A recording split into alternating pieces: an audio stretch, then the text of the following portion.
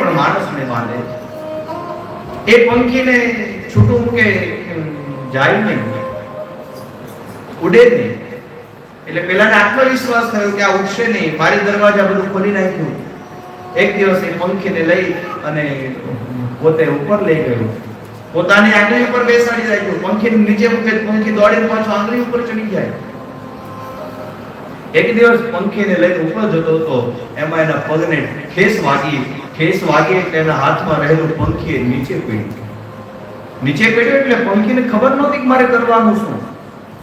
પોતાની પાંખો હતી, એ પાંખોને પંખી ફફડાવવા લાગ્યો। પાંખો ફફડાવી એટલે પતંગ અટકી ગયું, પડતું અટકી ગયું।